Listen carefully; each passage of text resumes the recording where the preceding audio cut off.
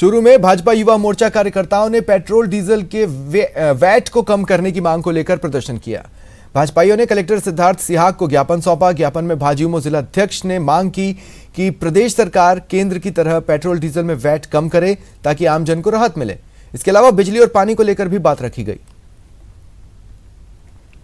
कि राजस्थान की बजाय अन्य जो हमारे पड़ोसी राज्य है वहाँ पर पेट्रोल डीजल के भाव राजस्थान की तुलना में बहुत कम है, और क्योंकि राजस्थान के अंदर वेट में गहलोत सरकार कमी नहीं कर रही है, उस अधिकतम वेट को लेकर आज राजस्थान की जनता को, प्रदेश की जनता को अधिकतम राशि के अंदर पेट्रोल डीजल भरवाना पड़ रहा है, जिसका वजन पूरी तरह प्रदेश की आम जनता पर है। इसका आज पेट्रोल डीजल में वेट कम करने को लेकर युवा मोर्चा द्वारा प्रदर्शन किया गया है। भरतपुर के ग्रामीण क्षेत्र में पानी की समस्या को लेकर बीजेपी किसान मोर्चा ने जिला कलेक्ट्रेट कार्यालय के सामने सांकेतिक धरना दिया। कार्यकर्ताओं ने भारी संख्या में भाग लिया और राजस्थान सरकार सहित प्रशासन के खिलाफ नारेबाजी की। कार्यकर्ताओं ने कहा, ग्रामीण क्षेत्रों में लोगों को पीने का पानी नहीं मिल रहा, विधायक 5 सितारा होटल में मौज मस्ती कर रहे हैं, प्रशासन सरकार के दबाव में काम कर रहा है और जनता त्रस्त है।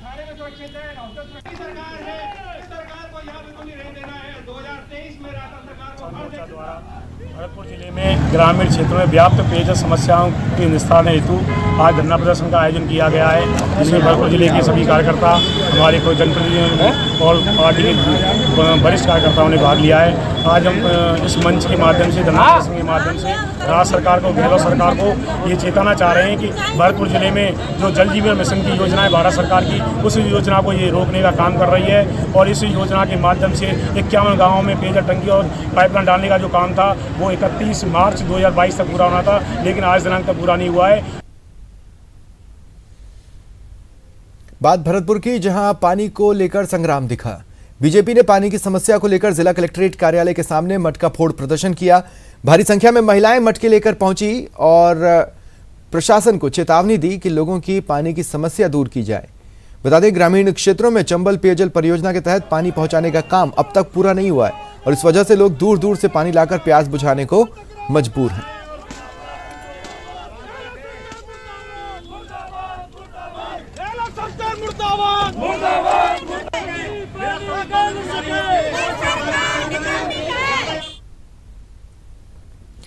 खबर उदयपुर से। वार्ड 64 की हीराबाग कॉलोनी में शराब का ठेका खुलने का विरोध हो रहा है। आबकारी विभाग के बाहर आज लोगों ने जोरदार प्रदर्शन किया। लोगों का कहना है कॉलोनी में मंदिर, स्कूल, कोचिंग सेंटर हैं, ऐसे में शराब का ठेका खुलना नियमों का उल्लंघन है। यही नहीं, लोगों ने आबकारी विभाग के अधिकारियों पर मिलीभगत का आरोप लगाया।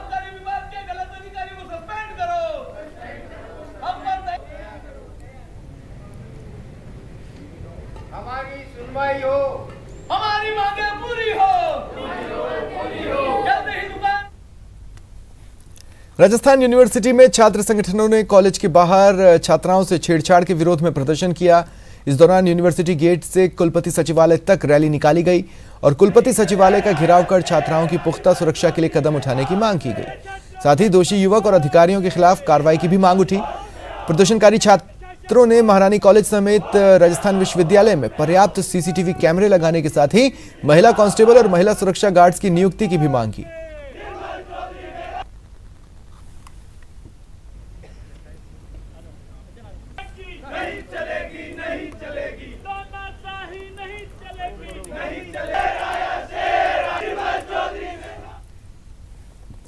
बात धौलपुर की, जहां कुख्यात बदमाश लॉरेंस बिश्नोई गिरोह के 2 गुर्गों ने पुलिस पूछताछ में बड़े राज उगले हैं।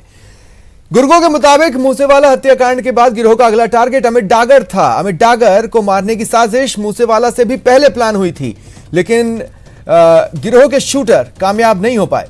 बता दें, अमित डागर वही गैंगस्टर है जिसने लॉरेंस से भी फिरौती मांगी थी। अमित डागर का कनेक्शन कौशल गिरोह से बताया जाता है। पकड़े गए दोनों गुर्गों ने कौशल गैंग के गैंगस्टर अमित डागर की पंजाब में रैकी भी की थी।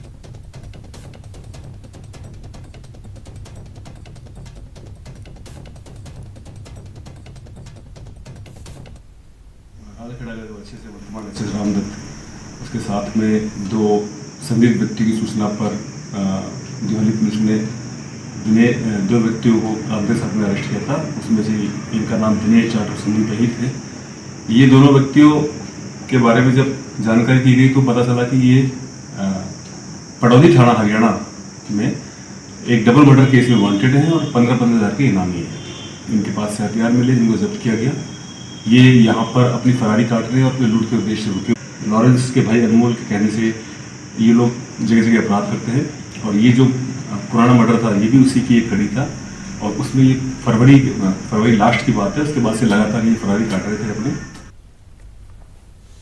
बात बांसवाड़ा की, जहां एक नाबालिग धोखे का शिकार हो गई।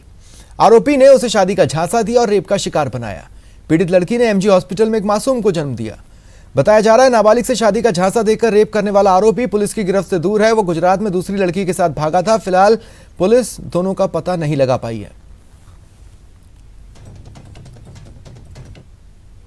उसके प्रेम संबंध होने से प्रेग्नेंट हो गई 9 साल की 9 महीने का। तो कल शाम को उनके परिजन लेकर आए थे जिसमें मुकदमा दर्ज कर लिया है और अभी अनुसंधान जारी है। जयपुर में बीजेपी की बाड़ाबंदी आज से शुरू हुई है। जामडोली के लिए विधायक रवाना हुए। पार्टी ऑफिस से विधायकों को रवाना किया गया। बीजेपी विधायक राजेंद्र राठौड़ और गुलाबचंद कटारिया भी बस से रवाना हुए और बस से रवाना हो रहे बीजेपी विधायकों के बीच से और जानकारी दे रहे हैं सहयोगी बाबूलाल धायर।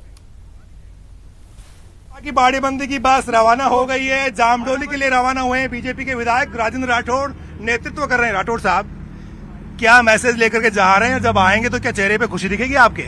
देखिए, युद्ध और राजनीति के अंदर योद्धा को मजबूती से लड़ना चाहिए। हमारे किले को चाक चौबंद हमने कर रखा है। निश्चित तौर पर कांग्रेस की जिस प्रकार का अंतर्विरोध है उसका फायदा भारतीय जनता पार्टी को मिलेगा।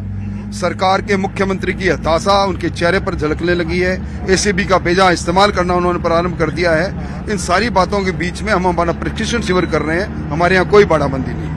आपके नेता प्रतिपक्ष गुलाबचंद कटारिया ने आज कहा कि कांग्रेस के बहुत सारे विधायक उनके राडार पर हैं। क्या आप धमाका करने वाले हैं? देखिए, ये समय और समय की धार बताएगी।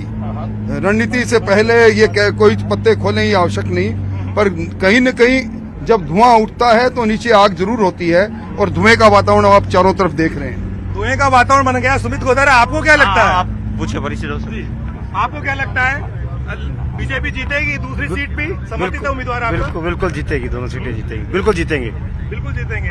महिला विधायक भी जा रहे हैं और उनसे बात करते हैं। कल्पना जी, आप कोटा से आई, उम्मीद लेके आई होंगी। पार्टी ने जिस तरह की रणनीति बनाई, आपको लगता है कामयाब हो जाएगी? बिल्कुल कामयाब होंगी, बिल्कुल। अनीता बघेल जी, आपको क्या लगता है? तो अशोक गहलोत तो जादूगर कहा जाता है, सियासी जादूगर। क्या ट्रैप कर लेगी बीजेपी उनके विधायकों को? देखिए, कई बार व्यक्ति अपने आप को बहुत ऊंचा समझने लगता है और लगता है कि मैं ही खिलाड़ी हूं और मैं ही मात दे सकता हूं, पर ऐसा नहीं है। जब आप अन्याय करते हैं, अनीति करते हैं, तो निश्चित रूप से आपको भी वो ईश्वर सजा देता ही है। इसलिए अन्याय और अनीति नहीं सहेंगे और जो भारतीय जनता पार्टी के समर्थन में जो उम्मीदवार खड़े हैं निश्चित रूप से वो जीतेंगे, इतना मैं कह सकती हूँ। कैमरा पर्सन भवानी के साथ बाबूलाल धायल, न्यूज 18 जयपुर। और नेता प्रतिपक्ष गुलाबचंद कटारिया ने राज्यसभा चुनाव से ठीक पहले अपने एक बयान से कांग्रेस में खलबली मचा दी है। उन्होंने दावा किया कई कांग्रेसी और निर्दलीय विधायक उनके संपर्क में हैं।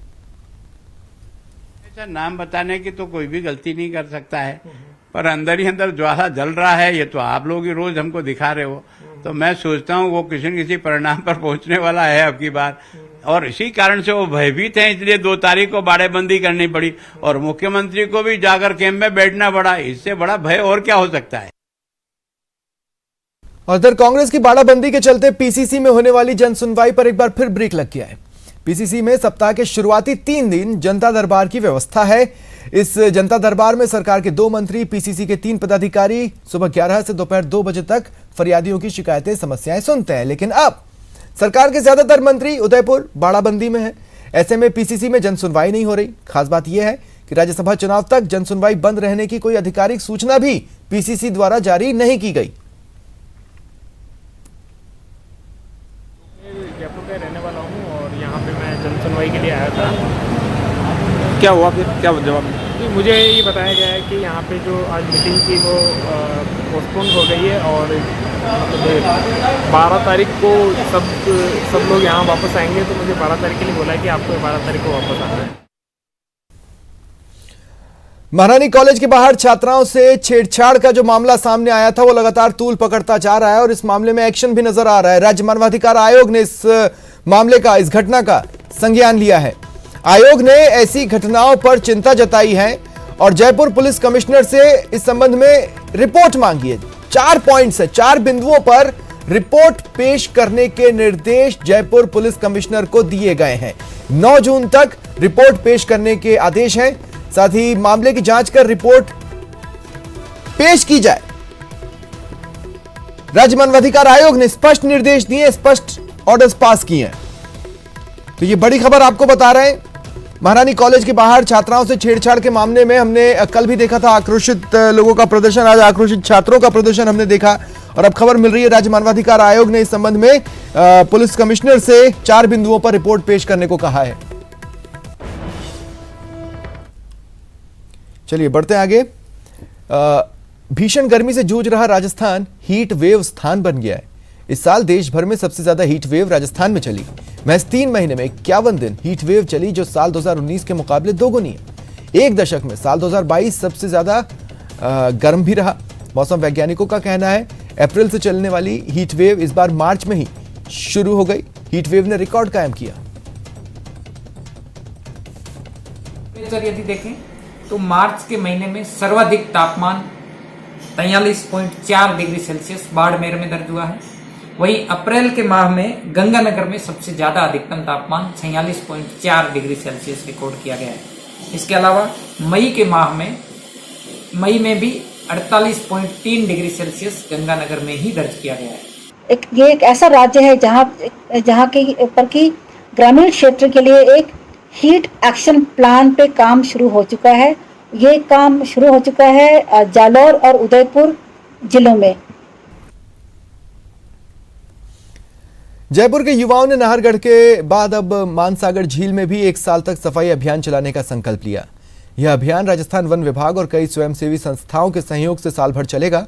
पर्यावरण के लिए काम कर रही संस्था होप एंड बियॉन्ड की ओर से अभियान को लीड किया जाएगा। इससे पहले पर्यावरण दिवस के मौके पर इन संगठनों की ओर से नाहरगढ़ अभ्यारण्य में फैले कचरे को साफ किया गया था। इतना ही नहीं, इन संगठनों ने पूरे साल पर्यावरण संरक्षण का काम किया। इससे ज्यादा वॉलंटियर्स ने भाग लिया और हमने लोगों को जागरूक करने का काम भी किया। हमने लोगों को बताया कि ये प्राकृतिक झील है, शहर के बीचों बीच ये किसी प्राकृतिक झील बसी हुई है। इसके आसपास प्रवासी पक्षियों का डेरा भी रहता है और यहाँ पर अगर हम आके कचरा फैलाएंगे तो प्रकृति के लिए नुकसानदेह होगा। हमें इससे सीख लेने की जरूरत है कि हम आसपास के इलाके में कचरा नहीं फैलाएं। हमें लोगों के साथ मिलकर, सरकार के साथ मिलकर इस झील को स्वच्छ बनाने का कार्य करना होगा, क्योंकि ये एक व्यक्ति या एक दिन के कार्य करने से ये संभव नहीं है कि वो झील सुरक्षित और साफ हो पाए। दौसा के गंभीर होते जल संकट का प्रशासन जन भागीदारी समाधान निकालने की कोशिश में जुटा है और इसकी कमान संभाली है खुद जिले के कलेक्टर ने। बेहतर कल के लिए जिला प्रशासन के साथ आम लोग बारिश के जल संरक्षण की मुहिम से जुड़े हैं।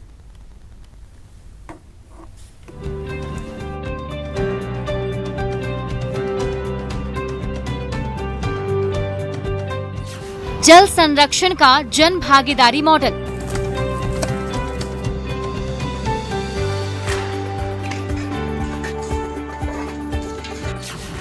दौसा के कलेक्टर ने उठाया फावड़ा। जन सहयोग से दूर होगा जल संकट।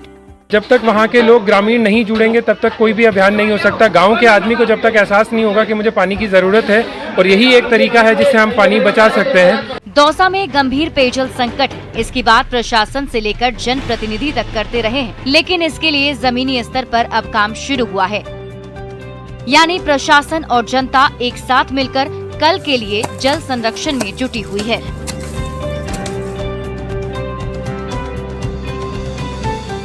ये जन भागीदारी का वो मॉडल है जिसमें किसी बड़ी योजना और बजट की जरूरत नहीं होती। जरूरत होती है तो सिर्फ इच्छा शक्ति की। दौसा में शुरू हुए इस अभियान में जिले का प्रशासन भी शामिल है। दौसा के कलेक्टर समेत सभी बड़े प्रशासनिक अधिकारी और कर्मचारी वर्षा जल को संरक्षित करने के अभियान से जुड़े तो आम जनता का जोश भी हाई हो गया।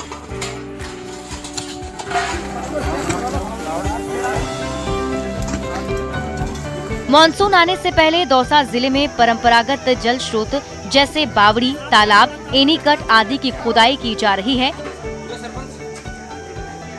और उन्हें गहरा किया जा रहा है। तो आम लोगों को इसमें भागीदार बनाने के लिए जल पटेल अभियान का ताना बाना तैयार किया गया है।